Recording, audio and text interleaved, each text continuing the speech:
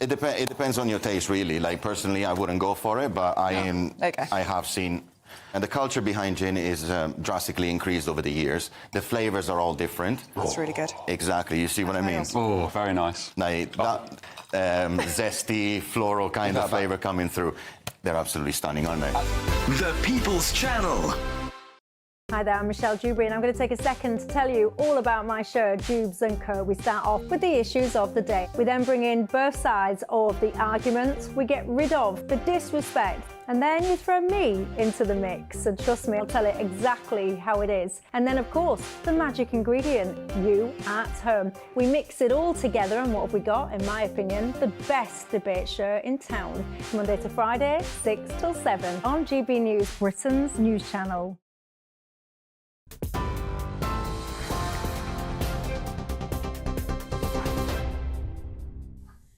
Good evening from the GB newsroom at 11 o'clock. Your headlines. Labour leader Sir Keir Starmer has urged Rishi Sunak to show some leadership amid allegations of Tory betting on the timing of the general election. 4 people are being investigated by the Gambling Commission, including Laura Saunders, the wife of the Tories' campaign director. Craig Williams, another Conservative candidate, has also admitted to an error of judgment after placing a bet on when the election would take place. Prime Minister Rishi Sunak says any lawbreakers will be booted out of the party. Speaking on GB News, the Labour leader, Sir Keir Starmer, says it shows everything that is wrong with the Tory party. I think he should come clean and say who knew. He should take immediate action against those that are being investigated, suspend his candidate. If they're my candidate, I'd have had them out the door without their feet touching the ground, and show some leadership on this. It's the first instinct of some of those Tories in relation to a general election. It's not what's good for the country, but how quickly can I get to the bookies and make myself some money. I mean, it tells you everything that's wrong with 14 years of chaos and decline. Meanwhile, Nigel Farage has suggested the West provoked Russia's invasion of Ukraine by expanding NATO. After missing out on last night's BBC Question Time Leader special, the Reform leader has taken part in an interview with the BBC's Nick Robinson. We've provoked this war. It's, of course it's his fault. He's used what we've done as an excuse. By the way, I'm the only person in British politics that predicted what would happen. And, of course, everyone said I was a pariah for daring to suggest it. George Robertson, former Labour cabinet minister, who went on to become the Secretary-General of NATO, has in the last couple of weeks said the war is a direct result of EU expansionism. In other news, Spanish police have rejected an offer of support from Lancashire Constabulary as the hunt for a British teenager in Tenerife entered its 5th day. Emergency crews are continuing to scour the mountains looking for missing Jay Slater, but appeared to make no breakthroughs today. The 19-year-old disappeared after telling a friend he didn't know where he was and needed water before beginning an 11-hour trek back to his hotel. And Princess Catherine and her 3 children have wished Prince William a happy 42nd birthday on social media. Kate released a photo of the Prince of Wales jumping into the air while holding hands with George, Charlotte and Louis on a beach in Norfolk. And for the latest stories, sign up to GB News Alerts by scanning the QR code on your screen or go to gbnews.com/alerts. Now it's time for Headliners.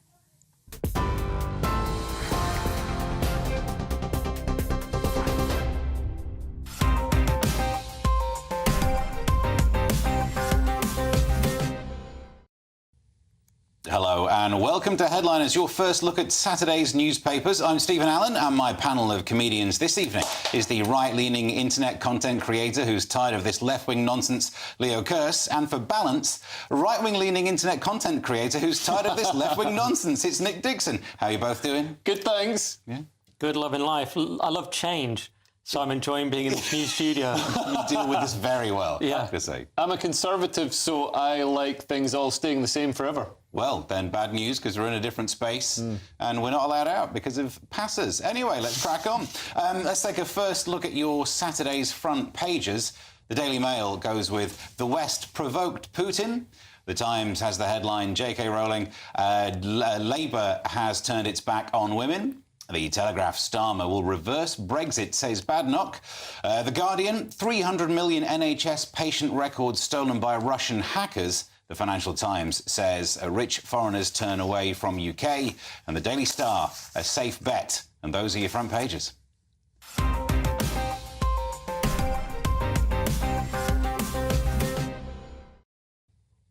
Find out some more info. Let's kick off with The Times, Leo. So The Times leads with J.K. Rowling. She wrote Harry Potter, in case you didn't know that. Says that Labour has turned its back on women. She says she would struggle to vote for Starmer and doesn't trust his judgment.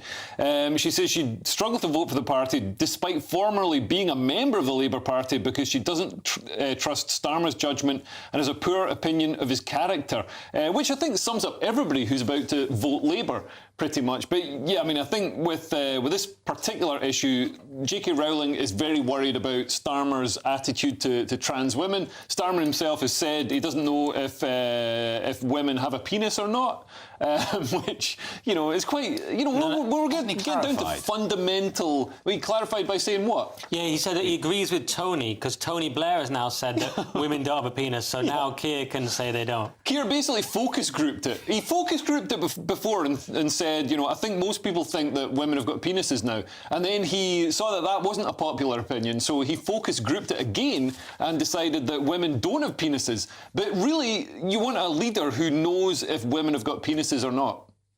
I mean, the focus group might have been where he checked to find out. You know, maybe empirical research was done. Maybe that's the kind of thing. The question I would have about this story is, who is she going to vote for then? Is this one of those where she might be...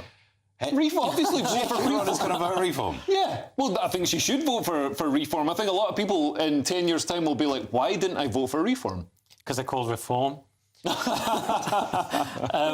I mean, that's the thing. She is still a lefty. You know, sometimes forget this with J.K. Rowling. She still doesn't agree with you, Amelia, on virtually anything, except the gender issue, where obviously she's very sound. Yeah. And yeah, Starmer said it's wrong to say a woman has a cervix, but now the Dark Lord, Tony Blair, has sort of given the message with that bizarre comment that a woman is with a vagina and a man is with a penis. Did you hear that's how Tony Blair put it?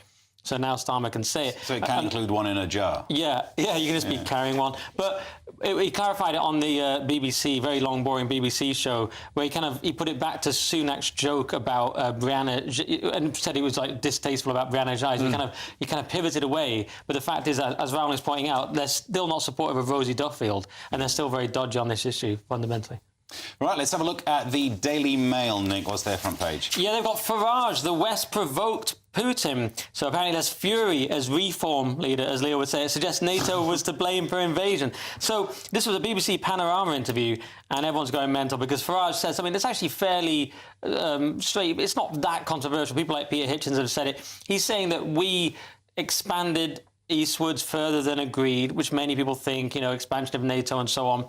And he said it's still Putin's fault, of course, but he said, you know, 10 years ago he predicted this and no one listened to him and he was right, type of thing. So it's not that he loves Putin, it's that it's this argument the West had a hand in it as well. And of course everyone's going mad. Yeah, I mean, the front page is at least filling in a bit of a gap there that's not true. They're not saying it's our fault. They're saying this is what upset Putin, and then it's Putin's fault for doing something. Yeah, it sort of fed into Putin's paranoia and Putin's idea of a sort of greater Russia. I mean, if you ask Putin himself, as Tucker Carlson did, Putin himself didn't say that, you know, Western expansionism was the reason. He said it's this idea that he's got of this sort of medieval Russia encompassing Ukraine and probably encompassing other places as well. I mean, this to me seems like straw manning. It seems like willfully misinterpreting what Farage has said. He's presented a sort of nuanced take on the whole conflict, and also said, you know, caveated it by saying, of course, it was Putin's fault. And, you know, I know for a fact that Tice is very supportive of Ukraine. He's taken vehicles to Ukraine to donate to the war effort. So this feels almost as if it's a Tory backing paper trying to, you know, harm the biggest threat to the Tories in some way. I could just say we're 3 years into this project of doing this show, and have you just spotted that's what newspapers do? The headline has got none of the detail that you actually need. How can we possibly spin this in 5 words that makes our side look right? That's what they always do. And now it's your side being... That is the interesting thing about the right having something to fight against. Yeah. That's not happened for ages, has it? It's just been the right fighting the left, and the left fights itself. Yeah. And now there's a nice split down the middle of the right. It's fun times. Yeah, I mean, but to me it's weird, and, you know, I sometimes argue with Nick about this, that, you know, I think everybody on the right should be supporting Ukraine because they are quite right-wing. Yeah, you said that. That is, you're sort of very bullish on this Ukraine thing, but other people see it opposite. There's this idea that Russia is better for conservatives and that Ukraine's woke to support Ukraine, but you say it's the opposite because they're more kind of Christian and conservative and so on. Yeah, Ukraine's a deeply Christian conservative country, whereas Russia is far more multicultural and also is really speedrunning the sort of multicultural immigration. Compared to the West. So, but if you don't like gay nightclubs, maybe that's your place. Maybe not that woke. I think Russia's probably got more gay nightclubs. I don't like them. Leo does, as you can tell. I'm in one right now. Moving on to the Telegraph, Leo, what they got? So the Telegraph have Starmer will reverse Brexit, says Badenoch. So the minister urges Tory voters to stick with the party despite a frustrating few years. Well, I think either party that wins, or any party that wins, is going to reverse Brexit to a certain extent because it just makes sense to be more aligned with Europe on trade and also with policy. And I know that Keir Starmer is probably ideologically committed to that more than the Tories would be. But I don't think the Tories would, the Tories aren't building walls against Europe. The Tories are trying to align themselves with Europe. Is being aligned reversing Brexit? Back in 2016, it was one of the options of a Brexit, that you could have quite an aligned, but you still get the control. It would be our control being used to choose to be aligned. Well, the trouble with Brexit was it was really seen as, whatever people say about it, it was about sovereignty, and it was about having control over our borders. And we've since learned that no matter what you vote for, you can't control your borders unless you vote for an actually sort of conservative right-wing party like Reform, like J.K. Rowling's going to do. Yeah. No, interesting. Yeah, she told me. So, Kemi, for a start, she's one of the few people that might keep her seat. So she hasn't given up yet. So she actually cares. She's saying reform's a wasted vote. There was a poll from the Telegraph that only Kemi and Tom Tugendhat are going to keep their seats out of the Tory big beast, which would be extraordinary. And so she's warning that the Starmer wants to go back in. And I think that is true. If you speak to people in the blob and the deep state type people, that's what they're all hoping for. Yeah. And I believe that's what will happen over enough time. And she's defending Brexit, saying it's a 10 to 20-year project. We've only just started. She uses this analogy. She says, if you were cooking a meal or building a house, people won't come in and say, hey, it's not finished yet. She's like, we've just started. Yeah. Well, we're not going to have macaroni cheese for another 20 years. Yeah, that's what she said. We're going to start today. It'll be a beautiful casserole in 20 years. And she's saying that Labour will destroy it and they'll bring in regulations as well that will disrupt it. And, yeah, fair. I mean, that's what she's bound to say. She's involved with trade and all these things. Yeah, and Keir Starmer has actually said the opposite. Actually said out loud in words. Yeah, but he says a lot of stuff, doesn't he, But Steve? if that's the way you're going to argue, kind of like, she can say she's making claims of what he'll do, has no actual authority over that. But when he says what he'll do, because of his record, he says he can't say cervix, then he says it women and women. His record is so flip-floppery. Yeah, Slippery Starmer. Yeah, he's not exactly a conviction politician. I mean, Keir knows that the polls are now saying that, a majority of people want to roll Brexit back. So he's going to go with that because he knows that it's going to... I mean, obviously, he'll do it in a way that doesn't ruffle too many feathers, but that's what he wants to do. Fair enough. Well, that's the front pages sorted. In the next bit, we'll get under the covers with you. Your medical records might be on the dark web, and the Tories have a gambling problem. Find out more next. This is GB News, Britain's news channel. Today, we've got a veteran who endeavours to help those suffering from anxiety in all its various forms and manifestations. Yes, over 3 decades, Simon Lee has established himself as a pioneer, seeking new ways to coach personal development and mental strength. Now, look, there's this famous phrase, isn't it, that hard times create weak men and weak men create hard times. Is that the kind of philosophy that your work is based on? Absolutely, absolutely. Because as a child, I received a masterclass in how weak men create hard times. Did you go through hard times as a kid? We had 3 toxic men in the family, and they caused the family no end of grief, trauma and hardship. So, and at the time when you're going through it, you think, well, you can't help but fall into a victim mentality. You think, why me? Why am I going through this? But actually, I couldn't do what I do now without that masterclass. Do you mind me asking who those men were? Yep, it's fine. One of them was my stepfather. Yeah. One of them was my grandfather, and one of them was my uncle. Right. So they're all inner family members. And without exception, all of them, outside of the family doors, wanted to put themselves across as moral pillars of society. How do you turn that story around and be the man that you are today and turn what you went through into a positive? How do you do that? You've established that pretty much you can, choose to be a victim of your circumstance or use it as inspiration to do better and say, you know what, when I'm older, for example, if you had a bad childhood, I want to make sure my kids get the kind of childhood I didn't have. So how do you relay that to the people you mentor now, I guess? What we do, I set up something called Unlimited Courage. We talk about giving men a primary aim of courage. So we bring in philosophies such as Stoicism, our own 7 Courages, Bushido, and they love it. They love it. And I must admit, when I found it, I felt like I'd found the Holy Grail. Wow. The People's Channel. This is GB News and we are Britain's election channel. This vote may seem to be about the politicians in the media, but actually it's about you. And we won't forget that. Join us up and down the country as we follow every moment together. More than ever, it's important to hear all sides as you make your decision ahead of polling day. We're here for you. This is GB News. The People's Channel. Britain's election channel. Weekdays on GB News. Wake up to breakfast every day from 6 a.m. Followed by Britain's newsroom at 9:30. At noon, it's Good Afternoon Britain. Followed by Martin Daubney from 3 p.m. Only on GB News, the People's Channel, Britain's news channel. I'm Camilla Tominey. This is GB News, Britain's election channel.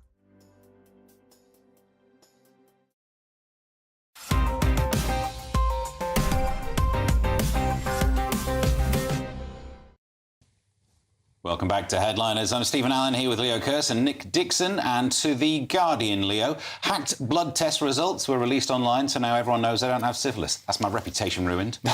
So the records on 300 million patient interactions with the NHS have been stolen in a Russian hack.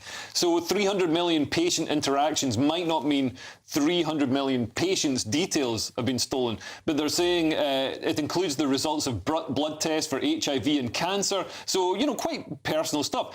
So the attack, which is apparently by Russian hackers, targeted Synovis, which is a private NHS joint venture that provides pathology services such as blood tests and transfusions. So, I guess it casts a question over private NHS joint ventures. If you're going to incorporate the private companies to try and improve efficiency, does it also mean that there's a weakness in data storage as well? Well, what you should have is a standard that they have to meet if they want to partake of this interaction. But it's the NHS. Weren't they hacked because they were still running Windows XP 5 years ago? That's what I'm thinking. They need a hacker to get in there, sort their systems out. Hackers are quite logical. Get it running more efficiently. Do you think that's what they need? They might have done this because all of this data is now available online.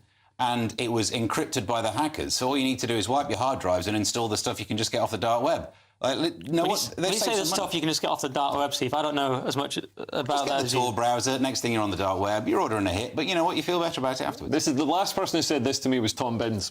I do not go to the same websites. But, however, this is the reason I gave blood last week or whenever it was, because all the O blood type people were called up because they couldn't work out. You were trying to meet Russian singles in your area.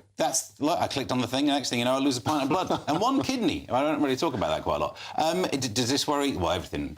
Health-wise, this has got to worry you, Nick, hasn't it? Well, it is. Is this sort of part of the total war that Russia engaged in? I do feel like they've sort of got the jump on us in some ways. Russia's ready for every type of war. They're allegedly poisoning people. I got worried for a second that Putin's going to get me. They're totally not poisoning anyone. But, there's like cyber, it's hacking the NHS. I mean, who'd have think of hacking the NHS? It's falling apart anyway. Putin's like, just give it a little push. Just they think of everything. Normal war, they just do them all. And so, we need to fight Russia on all fronts. What's their health service? Can we hack it or something? I don't think they've got one. That's part of strength, is by not treating anybody for illnesses, they make it very hard to hack the health service. Yeah, that's good. Good point, well made.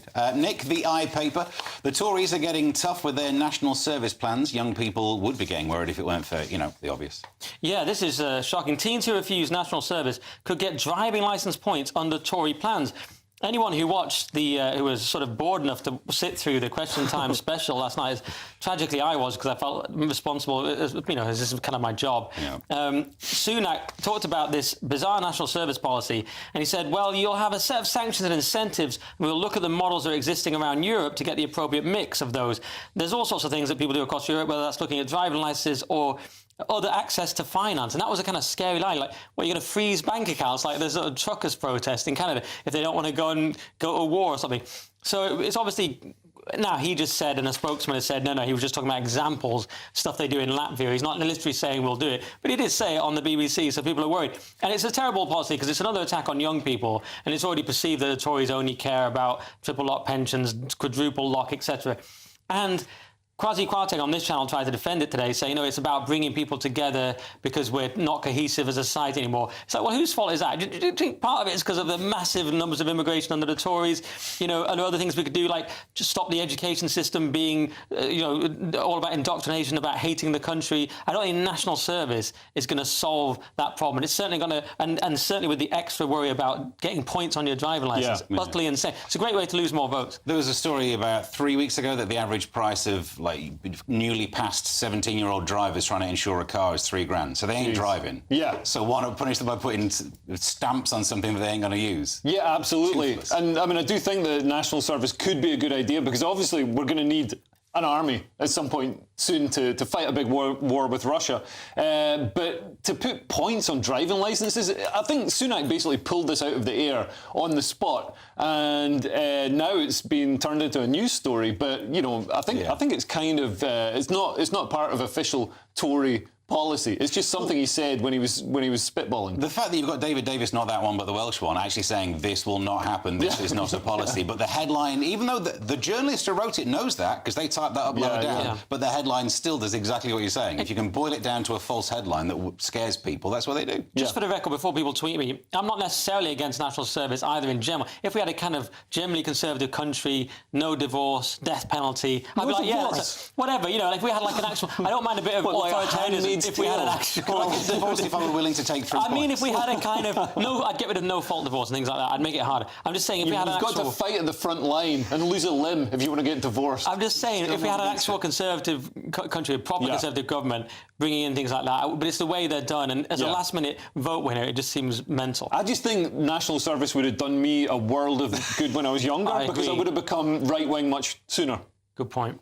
Leo, the Independent, the Tory betting scandal, and some of the ways that some of them are acting, I'm starting to suspect they put money on a Labour supermajority. I wouldn't put it past them. So the Tories are held in contempt by the electorate as pressure mounts on Rishi Sunak over betting scandal. So Keir Starmer has accused Rishi Sunak of a total lack of leadership after the Prime Minister failed to deny cabinet ministers are among senior Tories who placed bets on the election date. So this is after multiple people connected to Rishi or connected to the Tory cabinet, and apparently cabinet ministers as well have been forced to deny that they've had a flutter on the polling date before it was announced to the public. So we know that Mr. Williams, don't know his first name, one of Sunak's closest aides, placed a bet for £100 on the date being announced, and obviously.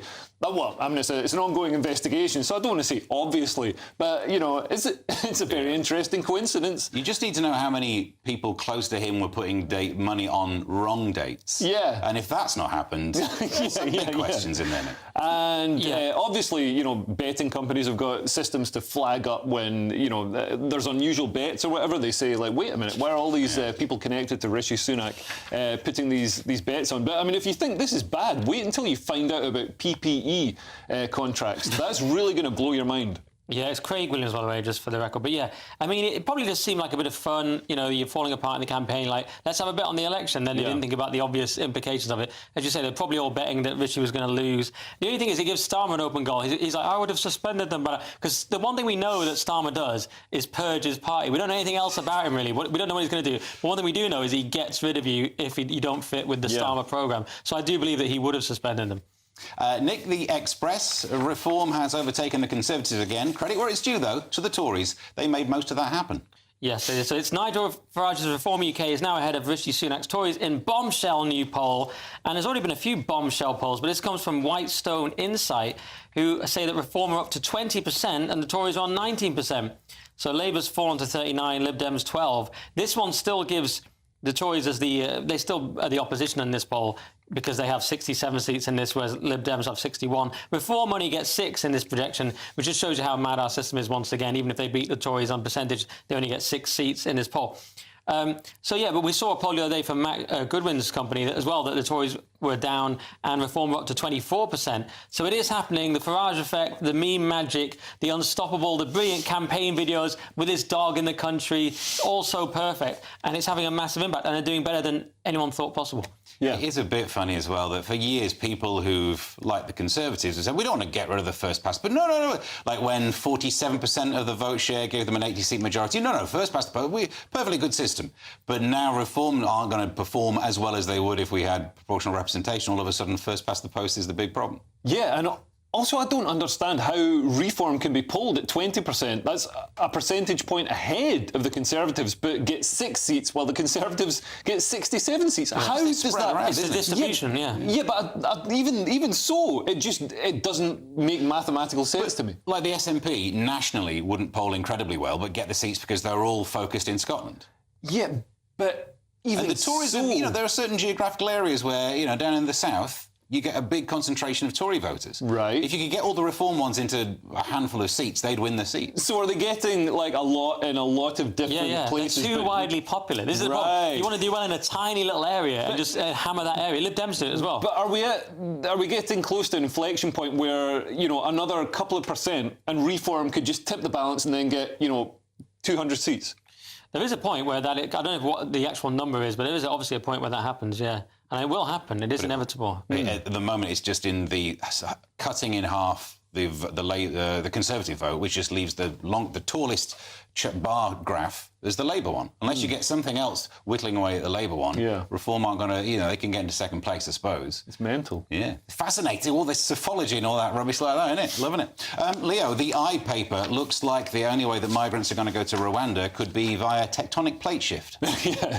So the Rwanda plan is being abandoned by Home Office staff despite Sunak Flight's pledge. And to be honest, Sunak has probably cancelled tectonic plate movement as well. So the Rwanda asylum plan is already being quietly abandoned by the Home Office, according to insiders, despite Rishi Sunak's vow that flights will take off next month if the Tories win the election. So the Prime Minister has insisted that the first plane would leave for Kigali in Rwanda on the 24th of July, saying, we've already started detaining people, the airfield's on standby, planes are booked. But on the same day, he made the statement the Home Office was freeing the asylum seekers who are supposedly detained to go on this flight from immigration centres. So, like the Rwanda plan, like everything to do with the borders, all the way through, it's all been bluff, it's all been theatre, nothing has happened. If the Tories wanted border control, we'd have it by now. They've been in power for 14 years, so they haven't done that.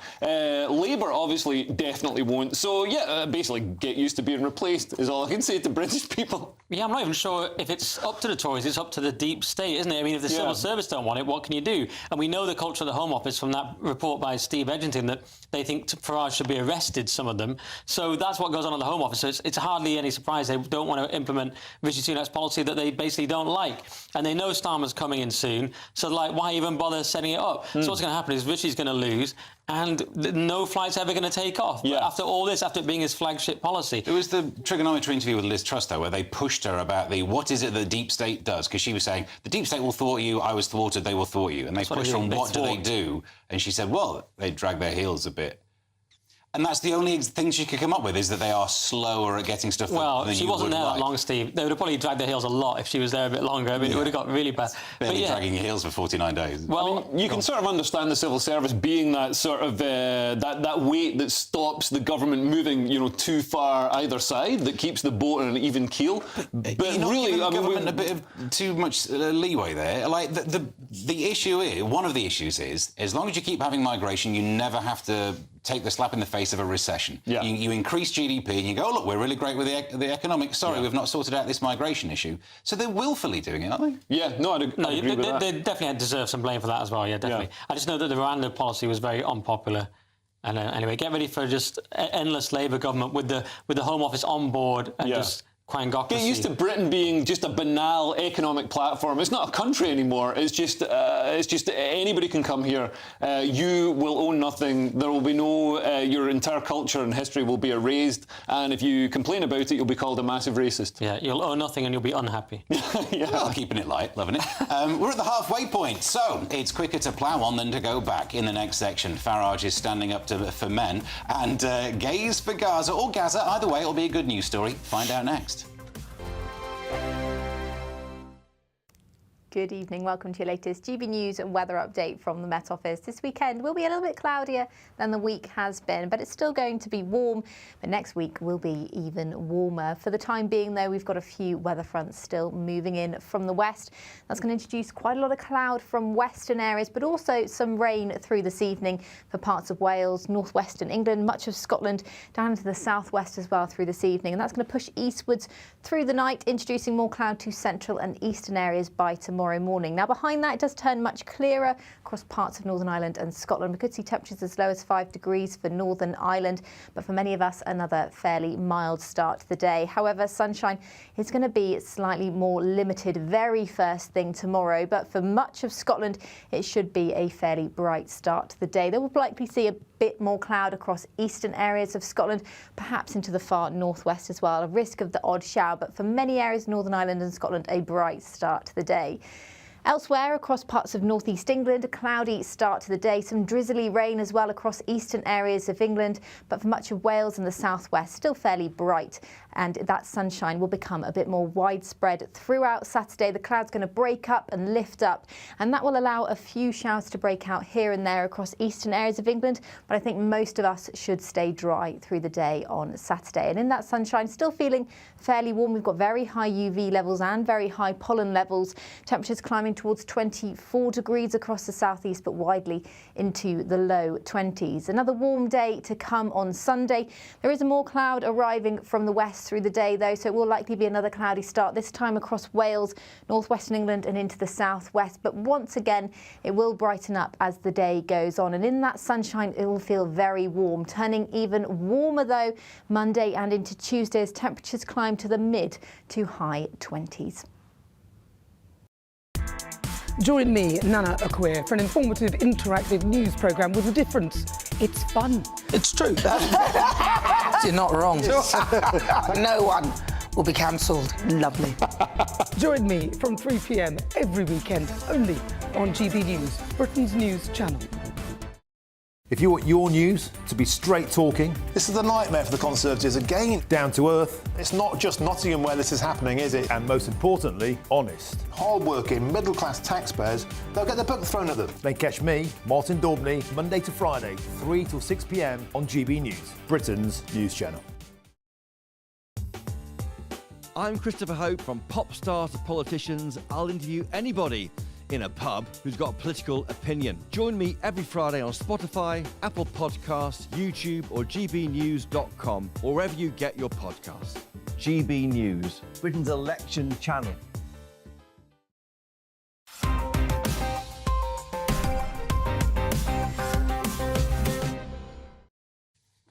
Welcome back to Headliners. Nick, the Daily Mail, someone shrewdly pointed out the logical flaw in the Queers for Palestine campaign. Tell us more. Yes, well, many people have pointed out, but now this is Benjamin Netanyahu, who says he calls gays for Gaza an absurdity and says you'd be shot in the back of the head, and doubles down on public criticism of Biden administration. So he says that's an absurdity if I ever heard one. If you're gay in Gaza, you'll be shot in the back of the head. And it's a good point. It's hard to argue with. Apparently, there was recently discovered Hamas documents revealed there was a top commander who was executed with 3 bullets to the chest in 2016 for the crime of being gay. I'm amazed he came out, given that he was in Hamas. You know what I mean? Bold. He thought he'd get Pride Month going in Gaza. He overestimated how progressive Hamas have become. So, of course, I don't want to make total light of it. It's obviously horrible. But he says that, he says he's happy about, in America, 80% would support Israel, 20% Hamas. So he's also going, 20% is still mental. So, and he's having the other part of the story is he's criticising Biden and America about delays with weapons, getting to them and so on, and they've got a bit of a back and forth there. Yeah, I mean, credit where it's due. Biden's obviously going to be slower at doing many things. You know, getting out of a chair is like a half-hour project, so you don't expect your weapons. And he didn't know what Israel was, and they had to explain it, and he's like, yeah, send them weapons. I love how they say that gay sex is banned in Gaza, punishable by up to 10 years in prison under an old British-era law, as if Britain introduced the idea of homophobia to the Middle East. That's a lovely concept. Owen Jones made that same point, and I just think, maybe Britain should conquer the Middle East and say, actually now, equality for gays, and then everybody will be like, oh, well, these are the laws that the British people set. That proves there's nothing lefties can't blame us for in the world. It's genius. It's also like most stories about politics ends with, well, you've been in power for 14 years, why haven't you done something? It's not as if they didn't have a chance to repeal these laws. Don't blame us for it. You could have shifted it by now. Yeah, they've repealed some other laws. I mean, I don't think Britain passed a law saying you shall invade Israel and decapitate, people at a music festival. Yeah, might not be a law. I don't know, but it's a custom. But to the Benjamin Netanyahu, I think he's got to move slightly to the right to try and keep his friends with him now that the government of national unity is disbanded. Yeah, and Israel facing war on two fronts in Gaza and also with Hezbollah and Lebanon is going to be unsustainable, and it already is unsustainable. And I think nobody's really been paying attention to the northern front, the war with Lebanon, or I say Lebanon's like a failed state now. It used to be a prosperous country, but something happened. You'll have to read into that. But basically, they've been sending so many rockets over into Israel. They made so many towns uninhabitable, and something's got to be done. And, traditionally, Israel would maybe call on America and say, like, look, we need a whole load of weapons here to bomb all these people. But now that Joe Biden's facing an election and it's really unpopular with Democrats to be bombing people, Israel's really stuck between a rock and a hard place. Yeah. Right, Leo, The Telegraph. People are upset about the new head of sport at the BBC. But look on the bright side, he's a white guy. So, the BBC sport chief has been criticised for trans articles. He pledges to leave his views at the door. So he's not going to be influenced by any of the views that he holds, he says. I mean, wow, amazing if you can do it. He was criticised for dismissing concerns about trans sportswomen. He said that the athletes who spoke out in trans sport, warning about the presence of biological males in women's sports. So Martina Navratilova and Sharon Davies have, campaigned about this. He said they're not experts, despite Sharon Davies literally writing a book on this subject, and both of them being esteemed sports people, so they're obviously experts. And he also, in the same article, this article is absolutely mental. Like, it's absolutely mental. He compared those who portray trans athletes as a concern to racists who might say things such as, don't let black men in the same shops as you or they'll rape your women. This is something he genuinely wrote. And this is the BBC's new head of sport, who's getting paid about, I think it's £250,000. And he concluded the article by saying how mad and nasty it would be to argue Jamaican sprinters or Ethiopian marathon runners should only compete against each other as they also had genetic advantages. So he's somehow suggesting that Jamaicans or Ethiopians are so fundamentally biologically different as males and females, which is, I guess Hitler would agree with him, but nobody else would. Well, he's kind of accidentally wandered into that key difference, hasn't he? No one can be a transracial person. If they tried that, it would be frowned upon. Yeah. And yet we have anyone claiming they can just be the other gender. And he's kind of surely wandered into the fact that both have a kind of absurdity to them. Yeah. Anyway, because people always say, anyway. So I think there's many bad points within the article. That's just one of them.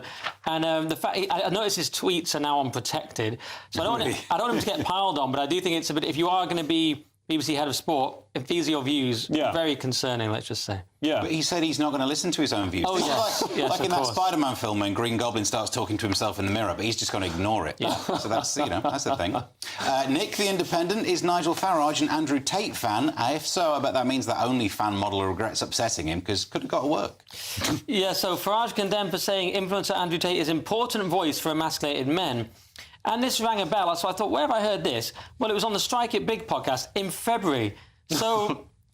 correct me if I'm wrong, aren't we? I mean, I've got a bit of a headache, but aren't we in June? I mean, it's just dredging through. The Independents say, can we find any bad Farage story because we don't like the way he's doing so well in the election? But just to push back a little then, when was the tweet that came from the new head of BBC Sport? That was in 2019. That was basically yesterday. So, and it wasn't a tweet, it was an article in the Times. Yeah. So, and I think that's more... I'm just pointing out the tie, you can dredge things up from... Yeah, no, but I think that is actually different because those are your views and you're going into a job. But yeah, if they're not his views anymore and you can say that clearly, maybe that'll be fine. No, but to me, it's just like you're looking for Farage stories. If he just said it this week, like the Panorama thing, but to me, they're looking for a Farage story. But, and all Farage said was, Tate was a very important voice for emasculated, he's like, generation, you three guys are 25, you can't be blokes, you can't do laddish things. And he's just saying, he's trying to reclaim masculinity. He's saying, if no one else speaks to that sort of demographic, then I will. And that's what Farage does. He does well on TikTok. The other day, he was with some young band, and they were getting on, and they loved Farage. The young people love him, which people didn't see coming. The idea was that all the youngsters are all super lefty and woke, but actually young men are turning to people like Farage because, of course, everyone else just says they're toxic and evil. And some young women as well. Yes. Yeah, with the milkshakes. And to be honest, I've heard feminists saying the same kind of thing. Like, of course, young men in particular are going to be turning to people like Andrew Tate because they're offering something that the rest of society doesn't. The rest of society just says, oh, you're evil, you're bad, your whole culture should be erased. You should be gone and you should feel bad about yourself. Whereas Andrew Tate says, actually, you know what, you shouldn't, and here's how you can get a Bugatti. Yeah. I mean, if you tell men they're toxic, like those two words are always sewn together, you've got a problem. You leave a hole where someone can say being toxic is good. Yeah. What you need is someone to say, no, you're not inherently toxic. Yeah. I'm not. I've been my problem is with Tristan Takes. He unfollowed me on Twitter, but Andrew still follows me. So he's the cool one. Duality of man. That's my view. that's how I come up with all my views. Do they like me? It's very, very simple. It's a simple system. Maybe it was part of his bail condition. How dare you? Leo, the Telegraph, Johnny Mercer's Labour opponent, says that he can't talk about his military service. Was he James Bond? Yeah. So Johnny Mercer has accused his Labour rival of being a Walter Mitty in a row over his military service. So Walter Mitty, I think it's a character more popular in America, but a sort of fantasist who creates elaborate backstories that didn't exist. So he said, Johnny Mercer said, he was in a debate with this guy, and he said, my opponent lied throughout. He was challenged on his claim to have served in combat, which he could not stand up. I cannot believe I am standing against a real-life Walter Mitty in Plymouth. If there is one place you don't want to lie about your military service, it is this city, because Plymouth has a tradition of military service. And he said veterans in the room, including one who was sunk in the Falklands, but obviously went to the surface again, erupted and started to walk out. The hustings were ended. Now, I mean, this is interesting because if the guy can't say, this guy Fred Thomas can't say what his military service was, why is that? It's like the Tinder swindlers. They always, come up with this thing, I'm on the run, I'm being paid by the CIA, but I also need your credit cards and I need to, borrow a lot of money off you. But he does say that Johnny Mercer knows why he can't talk about it. Yeah, that's what they say. Is he a Tinder swindler? He's a Tinder swindler. I sent him my credit card. He said I was attractive. I don't want to speculate on that because I don't want to get sued again. So I'm just going to say that he's... we don't know. He may be unable to discuss because he was an important spy. We don't know why. But I do understand that one thing ex-military people hate, veterans really hate, is stolen valour. Yeah. They really hate it. Because I watched SAS Who Dares Wins, and they had a guy on there who'd pretended to be in the military, in the paras and everything, but he wasn't. Yeah. And Ann Middleton nearly smashed his face at it. It was quite scary. So. I did 3 tours of duty in Vietnam, and nothing makes me more angry than these people. Yeah, you mean your gap year where you're doing mushrooms? It's Dagenham. Coming up in the final section, Trump, a good book and some paganism. That's just my usual before bed. Stay tuned for more. Nana Queer, weekends from 3 p.m. I cried, cracking out before we even start. I mean, to see King Charles to be so brave, so strong, and you can sometimes, I think, gets his stomach hurt, or he just moved himself. It didn't seem very comfortable, but he was there and he was going to go through it all. And I just thought, he's the most wonderful man. He cares more about us and the people who they're serving him. An extra bonus is Princess Catherine, who looked absolutely stunning. She did look very, very slim, though, but she looked beautiful in that outfit. Little Charlotte is an extraordinary child. When they were coming back, she was wiping the windows so that everyone could see with her hand, getting rid of the rain. She's fantastic. And the other thing that actually got my heart was that Prince William and Princess Anne and Prince Edward were getting completely drenched. They were on their horses. They had to go back after the festivities were over. And I thought we're jolly lucky in this country to have a royal family who will put themselves out like that and really do their very best for the nation. No, nobody ever does, and that's why our royal family is the one that's most popular. And I do have to say, and just a couple of words, that Meghan introduced some raspberry jam and some dog's biscuits just an hour before. Don't laugh. Don't make me An laugh. hour before. I mean, can you imagine that? The desire to be noticed. It's always just before a big event. Because she wants the attention. I don't think she works it out that other people would do it. I think she works it out that they'll all look at me. The People's Channel. Good afternoon, Britain. Your lunchtime update on the stories that matter across the UK. From breaking news and insightful analysis, inspiring stories and lively debates. You're comparing yourself to a former Prime Minister. Which is it? Stay informed, stay updated, stay entertained. I just don't know how anyone would not want to be there. Every weekday from midday. We are Good Afternoon Britain, only on GB News. Britain's news channel.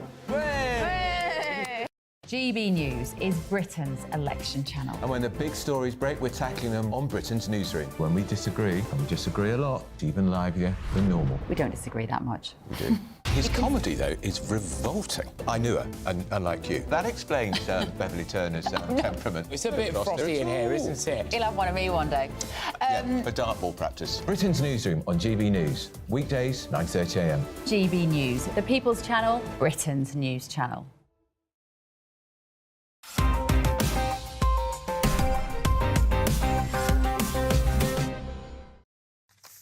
Welcome back to the final section of tonight's headliners. Leo, the Daily Mail. Trump says he'll finally let us know what happened to JFK. Don't give people ideas when you're the president, you fool.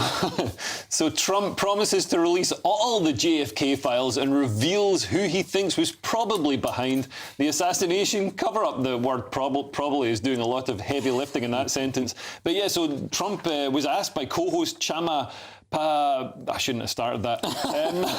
Palahapitiya, what was in the JFK files that Trump didn't release publicly during his first term, and Trump said that he was encouraged to keep some of the information on the Kennedy assassination secret, and then made a bold claim regarding who was responsible for the cover-up. He said, well, this wasn't the CIA that asked me, but I think the CIA was probably behind it. They would have preferred it that I didn't release the rest of the information. So this is quite a teaser. If you vote Trump, you're going to find out all this stuff that he was too scared to release during his first go at being president. So I'd vote for that. Yeah. Did he know it, or was it he read it later on in his toilet? He totally knew. It's an incredible incentive to vote Trump, to find out what happened to JFK. Yeah. It's also an incredible incentive for the deep state to never let Trump get in. That's what I'd be worried about, right? Which is what's going to happen. They're already prepared to put him in prison. Yeah. What if they JFK him? Am I allowed to say that? I just mean, what if they do a complicated film about him by Oliver Stone? I don't know. I mean, it feels like... Why are we not saying he's a puppet of the deep state for not releasing it in the first term? Yeah, but I mean, I think when you're president, you're kind of a puppet of the... I think he said he wanted to. Above it. He's wanted to do, but he caved into what they asked. He said he released a lot, but some great people asked him not to do so. That's what I think it is. Great people. Great people. No, that explains it. Nick, the Telegraph, it seems that knockoff versions of Ozempic will help you lose weight, but sadly through the dying way. Yes, not everyone's favourite method. So WHO issues global alert over deadly Ozempic counterfeits. So you have to be very careful that you don't get an Ozempic counterfeit or Ozempic, because both of them are really bad for you. I mean, you've got to look out for signs like spelling errors. I love that. Like if it's called Ozempic or something completely different. But on the packet will be all the drug names, the semaglutide and all that. Who can spot a typo in them? Great question, yeah. So there could be little hidden typos. I say either are probably a little bit dodgy. I don't want to get sued by Ozempic, but, you know, I've heard things. Yeah, but this is kind of worrying that dodgy, like fake, counterfeit Ozempic could have entered the regulated supply chain, so it could be dispensed by the NHS. You think, you know, you're getting something from the NHS, it's going to be safe. I mean, not everything, obviously, but, you know, mostly it's going to be checked and it's going to be safe. And they're saying, no, some of it could be counterfeit, could be more harmful for you than the actual Ozempic is. And the way to spot it is spelling mistakes. This is like buying a knockoff perfume from Woolwich Market. This is, you know, I've got to look at the bottom to see if they spelt Fahrenheit right. Yeah, and there's an extra danger because the kind of people that will take Ozempic are the kind of people that would take knockoff Ozempic. They're exactly the same market. Good point. Nick, the Metro, loads of people went to Stonehenge for the solstice. I would have gone, but it seems like a really long day. Yeah, it's all orange. It's all orange now anyway. So it's thousands gather at Stonehenge days after it was spray painted by Just Stop Oil, the most popular group in the country. But don't worry, the pagan community has carried on. Nothing can deter these druids. So 15,000 people have gathered at Stonehenge to witness the summer solstice. And it says something like, as usual, and that's my favourite thing, is that it just carries on. We're not letting these people stop our druiding. How dare you? So don't worry, they're carrying on. It's just a little bit more orange than it was.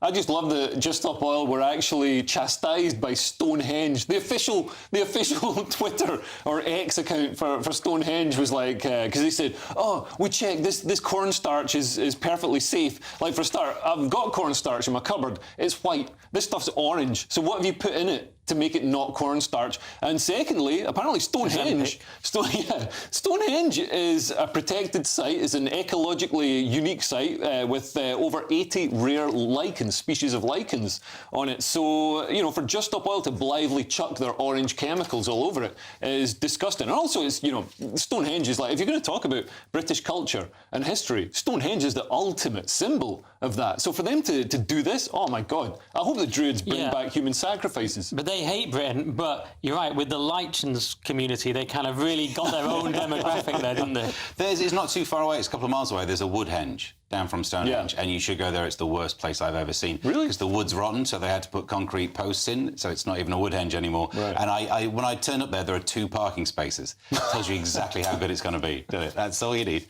Leo, the Daily Mail claims the Brontes were queer gender because they published books with male pen names. That's like saying I'm queer gender because of that online account where I pretend to be... Anyway. Yeah. This is basically a story about how academic ideology steers whatever they look at. So a museum has sparked controversy after suggesting that the Bronte sisters, who obviously were the dinosaurs of their time, the Bronte... So, sorry. They might have been genderqueer because they used androgynous pen names. So they say that gender is explored in their work, with some novels even exhibiting gender queerness, but feminists and academics have rejected the claims and said that their use of pseudonyms was actually just to get their books published in sexist times, when people thought, you know, a woman can't possibly hold a pen, never mind write a book. So apparently in the 19th century it was common for female writers to adopt male names in order to get their works taken seriously. Yeah, of course, you've got George Eliot. It was an absolutely standard thing to do. This is so moronic. And they say, oh, it's sexist times, it was terrible. No, of course, the irony is now it's the opposite. You'll do better if you claim to be trans or non-binary or something. So we're in equally silly times, just for reverse reasons. Yeah. All right, in the last minute, we'll try and fit this in, Nick. The Daily Mail football commentary is annoying, shocker. Yeah, they want a Roy Keane moment. Pundits at the Euros leave viewers irritated by their grandstanding, with Alan Shearer's rant during England draw with Denmark the final straw. I watched it. I didn't particularly notice Shearer's rant. I did notice Lineker got far more animated than normal. He's the presenter, but he was explaining how Harry Kane should have been running off his man and stuff. And I just think it was a very boring game, and everyone was just a bit wound up that we have this incredibly talented team and we perform so badly. That's what it was to me. He's just got a bit more range in that next gear, hasn't he? He can really move around. He's like, oh, Kane's been doing this in my new lime jumper. Yeah. That's what it was. These shorts are quite... I can't do that. I tried and I can't do it. Do you watch football? Do you care what these people do? No, I don't really watch football, but yeah, I can understand them trying to go big on social media and try and get more clicks and get another 1 million followers so they can flog more next year. They'll never compete with Keane. He's the Trump of football. They didn't try and flog any calendars, though, so that's a blessing. The show is nearly over, so let's take another quick look at Saturday's front pages. The Daily Mail goes with "The West provoked Putin." The Times says J.K. Rowling, Labour has turned its back on women. Telegraph, Starmer will reverse Brexit, says Badenoch. And The Guardian, 300 million NHS patient records stolen via Russian hackers. Financial Times says the rich foreigners turned away from the UK. And the Daily Star, a safe bet. Those are your front pages. That's all we've got time for. Thank you to my guests, Leo Kearse and Nick Dixon. We're back tomorrow at 11 with some other people. If you're watching at 5 a.m, stay tuned right where you are, because breakfast is on the way next. Have yourself a good one. A brighter outlook with Box Solar, sponsors of weather on GB News.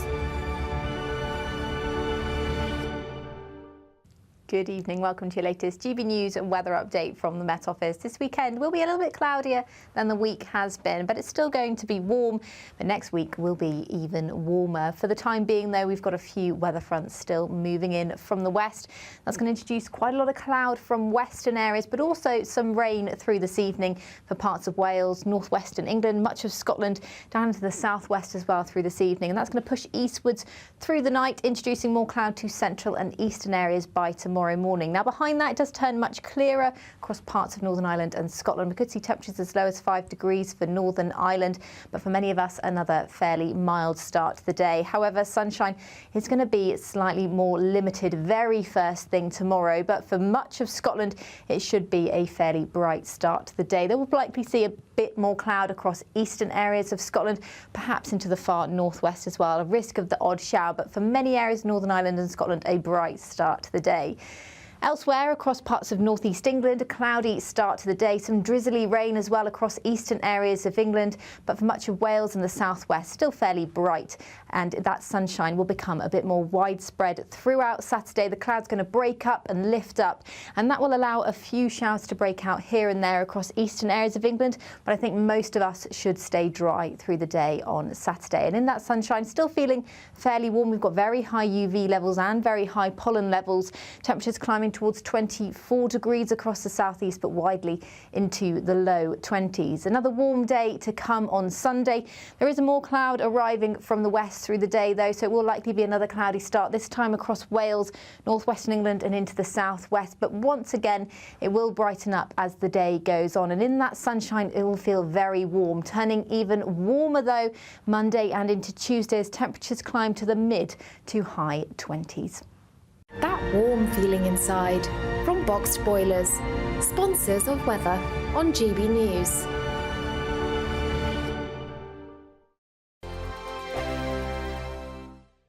Don't miss out on your chance to win our Summer Spectacular. And have we got a prize for you? First, there's a totally tax-free £15,000 in cash to make your summer spectacular. Spend that extra cash however you like.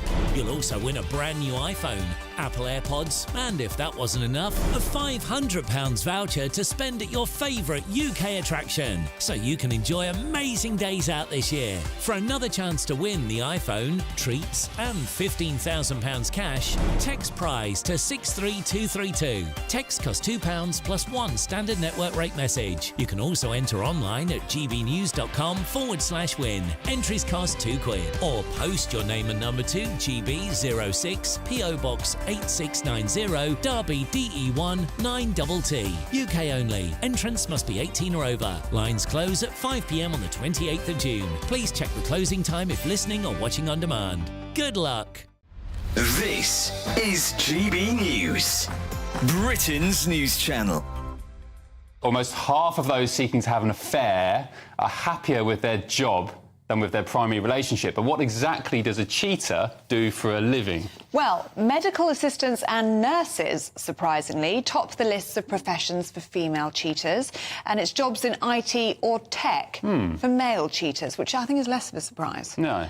This is all according to a survey by the dating site Ashley